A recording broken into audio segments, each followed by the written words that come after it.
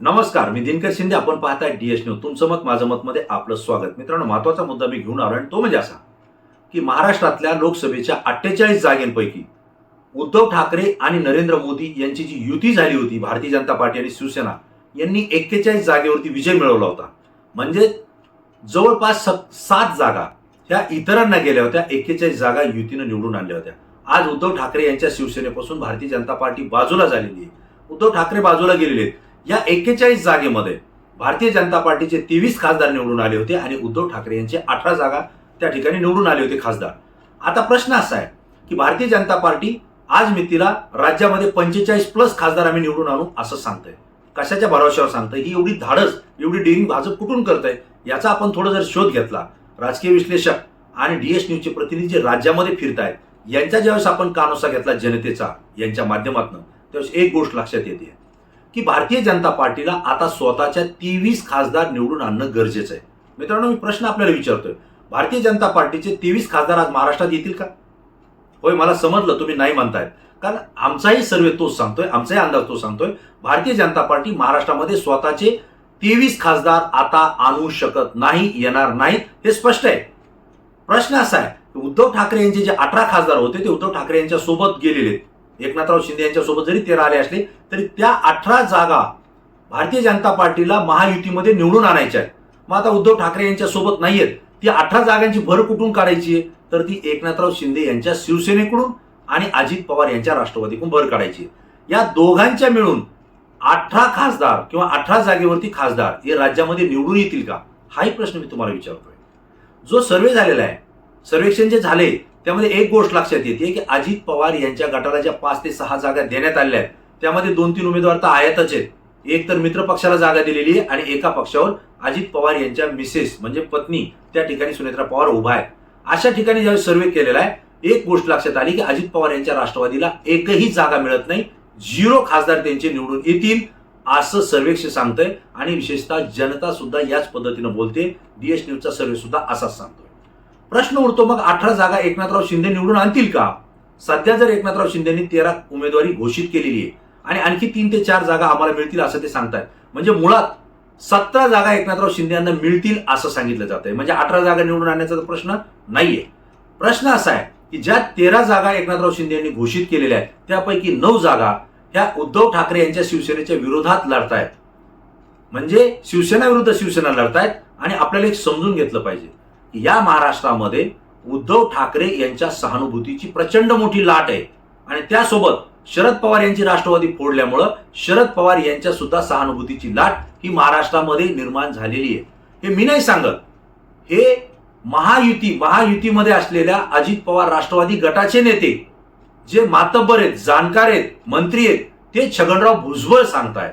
त्यांनी एका माध्यमाला प्रतिक्रिया देताना सांगितलंय की महाराष्ट्रामध्ये उद्धव ठाकरे आणि शरद पवार यांच्या सहानुभूतीची मोठी लाट आहे. मित्रांनो, ज्यावेळेस छगनराव भुजबळ असं सांगतायत, महायुतीतले नेते सांगतायत, त्यावेळेस आपण समजून घ्यायचं की ज्यावेळेस या दोघांची जर लाट असेल आणि मराठा आरक्षणाचा जो मुद्दा महाराष्ट्रामध्ये आहे, जो जरांगे पाटील 8 महिन्यापासून आरक्षण लढा देत आहेत, कोट्यवधी मराठा समाज त्यांनी आपल्या पाठीशी एकत्र आणलेला आहे आणि याच आरक्षणाला विरोध जो झालेला आहे तो सत्ताधाऱ्यांकडून झालेला आहे. त्यातल्या त्यात छगनराव भुजबळ यांनी त्याला विरोध केलेला आहे. आणि विशेषतः भारतीय जनता पार्टीचे जे नेते आहेत, मग त्याच्यामध्ये नारायणराव राणे असतील, नितेश राणे असतील, प्रवीण दरेकर असतील, हे भाजपचेच नेते आहेत. हे स्पष्टपणे मराठा आरक्षणाला विरोध त्या ठिकाणी करतायत. ओबीसीला आरक्षणाला धक्का न लागता मराठा समाजाला आरक्षण द्या आणि 10% आरक्षणाची शिफारस करतायत. विशेषतः देवेंद्र फडणवीस यांच्याविषयी मराठा समाज आणि विशेषतः जरांगे पाटलांच्या मनामध्ये प्रचंड रोष आहे. कारण मराठा समाजाचे आरक्षण लढा जरांगे पाटलांनी उभा केला. या लढ्यामध्ये पोलिसांचा लाठीचार्ज झाला, महिलांचे डोके फुटले, त्या ठिकाणी अनेकावर गुन्हे दाखल झालेत, तरुणांवर गुन्हे दाखल झाले, जेलमध्ये जाण्याची वेळ आली, हद्दपारीपर्यंत त्यांच्यावर कारवाई झाल्या. एवढंच नाही तर मनोज जरांगे पाटील यांच्यावर सुद्धा गुन्हे दाखल झालेत. हा जो सगळा रोष आहे मराठा समाजाचा आणि जरांगे पाटलांचा, तो भारतीय जनता पार्टी आणि देवेंद्र फडणवीस यांच्या विरोधात आहे. म्हणजेच महायुतीला त्याचा फटका बसतोय. म्हणजे शरद पवार आणि उद्धव ठाकरे यांची जी सहानुभूतीची लाट आहे त्यासोबतच त्यांना मराठा आरक्षणाचा जो लढा आहे, जो भारतीय जनता पार्टीच्या विरोधात आकर्ष निर्माण झालेला आहे, तो सुद्धा महाविकास आघाडीच्या पाठीमागे जाताना दिसतोय. आणि अशा स्थितीमध्ये भारतीय जनता पार्टी, नरेंद्र मोदी जे पंतप्रधान आहेत देशाचं, यांनी जे विकासाचं स्वप्न दाखवलं मग skill India, make in India किंवा शायनिंग इंडिया, बेरोजगारांना कोट्यवधी नोकऱ्या देण्याचं जे आमिष दाखवलं गेलं, शेतीमालाला दुप्पट भाव मिळवून देऊ हेही आमिष दाखवलं गेलं, पेट्रोल डिझेलचे भाव निम्म्यावर आणू असंही सांगितलं गेलं, गॅस सिलेंडरची सबसिडी वाढवू, भावही कमी करू, हे काही झालेलं नाही, महागाई कमी करू असं सांगितलं तेही झालेलं नाही. म्हणजे हे सगळं जे काही झालं हे सगळे जुमले झाले असं आता जनता म्हणते. जर 15 लाख रुपये आम्ही जनतेच्या खात्यावर जमा करू शकतो असं जे निवडणुकीपूर्वी सांगितलं होतं तो एक जुमला होता असं अमित शहा यांनी एका मुलाखतीत सांगितलं.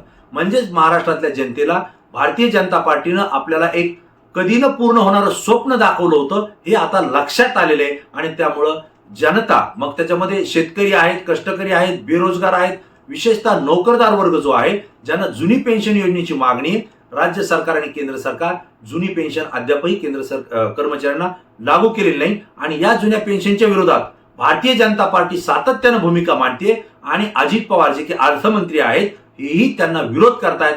ते आज महायुतीमध्ये आहेत. लाखोंचा जो कर्मचारी वर्ग आहे तो महायुतीच्या सरकारच्या विरोधात गेलेला आहे हे मी आपल्याला या ठिकाणी स्पष्टपणे सांगतोय. एवढा मोठा जर सगळा विरोध असेल, या दोन नेत्यांची उद्धव ठाकरे आणि शरद पवार यांची सहानुभूती असेल आणि मराठा समाज जरांगे पाटलांचा सुद्धा महायुती आणि भारतीय जनता पार्टीला विरोध असेल, तर मग हा सगळा एकोपा महाविकास आघाडीच्या सोबत जातोय आणि त्या ठिकाणी 30 ते 35 खासदार महाविकास आघाडीचे निवडून येतील असं वेगवेगळ्या संस्थांमार्फत केलेल्या सर्व्हेमध्ये लक्षात येत आहे. आणि महाराष्ट्रातली जनता सुद्धा त्याच पद्धतीनं बोलून आपला कौल दाखवत आहे. म्हणजे परिणामी महायुती आणि भारतीय जनता पार्टी यांच्या पारड्यामध्ये जवळपास 18 ते 21 जागा त्या ठिकाणी खासदारकीच्या येतील असं चित्र महाराष्ट्रात आहे. मित्रांनो, नरेंद्र मोदी यांचा करिश्मा, अमित शहा यांचा करिश्मा महाराष्ट्रात चालत नाहीये. आणि जे राज्यामध्ये फोडाफोडीचं जे राजकारण केलेलं आहे, म्हणजे शिवसेना उद्धव ठाकरे यांची शिवसेना फोडलेली आहे, शरद पवार यांचा राष्ट्रवादी फोडलेला आहे, हे महाराष्ट्रातल्या जनतेला पटलेलं नाही, अजिबात पटलेलं नाही. जो रोष आलेला आहे, आणि मला आपल्याला सांगावं लागेल की नरेंद्र मोदी जरी त्या ठिकाणी भाषणं करत असली, पत्रकारांशी ते संवाद तर साधत नाही, केवळ भाषण करतायत, त्यांची बाजू त्या ठिकाणी सांगतायत, पण एक चांगली बाजू सांगून चालत नाही, समोरच्याची बाजू सुद्धा ऐकून घ्यावी लागते. ते भाजप आता ऐकून घेताना दिसत नाही, त्यांना त्याची गरजही वाटत नाही. आणि म्हणून महाराष्ट्राचं जे काही समीकरण आहे हे सगळे सूत्र देवेंद्र फडणवीस आणि अमित शहा यांच्याकडे दिलेले आपल्याला दिसत आहेत. आणि या दोघांनी महाराष्ट्रामध्ये जे काही केलेले हा सगळा घोळ आणि घोटाळा झालेला आहे. कारण ज्यांच्यावर भ्रष्टाचाराचे आरोप केले, जे जेलमध्ये जाऊन आले, ज्यांच्यावर अनेक गुन्हे दाखल झाले, ईडी सीबीआय त्यांच्या पाठीशी लागली, आज ते सगळे नेते भारतीय जनता पार्टी सोबत सत्तेत येऊन मांडीला लावून बसलेले, हे महाराष्ट्राच्या जनतेला पटलेलं नाहीये. आणि म्हणून जो काही फटका भारतीय जनता पार्टीला महाराष्ट्रामध्ये बसतोय तो नरेंद्र मोदी यांनी दिलेलं जे काही स्वप्न आहे, स्वप्नविलासी जनता बनवण्याचं काम त्यांनी केलं होतं, त्यातून जनता आता बाहेर पडली आहे. परंतु दुसरा जो काही भाग आहे तो म्हणजे गृहमंत्री, केंद्रीय गृहमंत्री असलेले अमित शहा आणि महाराष्ट्राचे गृहमंत्री असलेले देवेंद्र फडणवीस, या दोघांची रणनीती महाराष्ट्रामध्ये फेल गेलेली आहे. आणि त्या ठिकाणी उद्धव ठाकरे, शरद पवार आणि महाविकास आघाडी या ठिकाणी मोदी शहा यांच्या जोडीला महाराष्ट्रामध्ये रोखताना दिसते. मी आपल्याला आवर्जून सांगतो, जी की भाजपची घोडदौड चालली होती प्रत्येक देशामध्ये, राज्यामध्ये, ती आता रुकताना दिसते, थांबताना दिसते. आणि सगळ्यात मोठा अडसर महाराष्ट्र ठरतोय. आणि त्यामुळं गेल्या पंचवार्षिकमध्ये 48 पैकी 41 जागा ज्या युतीला आल्या होत्या, त्या 41 जागा महायुती करून सुद्धा भाजपला आपल्या पारड्यात पाडता येत नाहीयेत. उलट त्या 41च्या निम्म्या जागा म्हणजे 18 ते 21 जागा या महायुतीला मिळतील असा या ठिकाणी संकेत आपल्याला मिळतोय. आणि मित्रांनो, ही सगळी बाजू आपल्याला समजून सांगताना एक गोष्ट आपल्याला लक्षात घ्यावी लागेल की शरद पवार, उद्धव ठाकरे यांची सहानुभूतीची जी लाट आहे ही मोदी शहा यांचा जो काही गाडा चाललेला आहे तो महाराष्ट्रामध्ये अडवण्याचं काम करते आणि भारतीय जनता पार्टीला 18 ते 21 जागेमध्ये गुंडाळणार हे चित्र महाराष्ट्रामध्ये पाहायला मिळतंय. आणि यावरून आपकी बार 400 पार हा आकडा कुठंही पूर्ण होताना दिसत नाही. प्रकाशराव आंबेडकर यांनी स्पष्ट सांगितलंय 170 जागापेक्षा भारतीय जनता पार्टीला देशामध्ये खासदार निवडून आणता येत नाहीये. आणि हे चित्र राहुल गांधी यांनी सुद्धा स्पष्ट केलंय की 170 ते 200च्या आत हे भारतीय जनता पार्टी आणि मित्रपक्षाच्या जागा निवडून येतील. मित्रांनो, ही स्थिती आज देशामध्ये आणि महाराष्ट्रामध्ये आहे. तुम्हाला काय वाटतंय? कारण आज जर आपण पाहिलं तर विदर्भातला पहिला टप्पा 5 जागेंचा त्या ठिकाणी झालेला आहे. दुसऱ्या टप्प्यातलं सुद्धा मतदान झालेलं आहे. सगळ्यात प्रभावी जो राहणार आहे तो 3रा, 4था आणि 5वा टप्पा राहणार आहे. 3रा टप्पा हा 7 मेला मतदान होतंय. या ठिकाणी पश्चिम महाराष्ट्रातल्या अनेक जागा आहेत, मराठवाड्यातल्या काही जागा आहेत, परंतु चौथ्या टप्प्यामध्ये मराठवाडा आणि पश्चिम महाराष्ट्र कोकण हाही पट्टा येतोय आणि पाचव्या टप्प्यामध्ये मुंबई नाशिक सारखा पट्टा येतोय, ज्यामध्ये शरद पवार आणि उद्धव ठाकरे या दोघांचंही प्रभुत्व या तिन्ही टप्प्यामध्ये आपल्याला पाहायला मिळणार आहे. कारण पश्चिम महाराष्ट्र आणि कोकण मुंबई हा उद्धव ठाकरे यांचा प्राबल्य असलेला भाग आहे, पश्चिम महाराष्ट्र हा शरद पवार यांचा भाग आहे, तर मराठवाडा या दोन्ही नेत्यांचा एकत्रितपणे प्रभाव असलेला भाग आहे. आणि त्याचसोबत मनोज जरांगे पाटील यांनी मराठा आरक्षणाचा जो लढा आहे त्याचा जास्तीत जास्त परिणाम इफेक्ट हा मराठवाडा आणि मराठवाड्याला लागून असलेला पश्चिम महाराष्ट्र आणि कोकण पट्टा मुंबई पट्टा या ठिकाणी आपल्याला पाहायला मिळणार आहे. आणि त्यामुळं भारतीय जनता पार्टी आणि महायुतीचे धाबे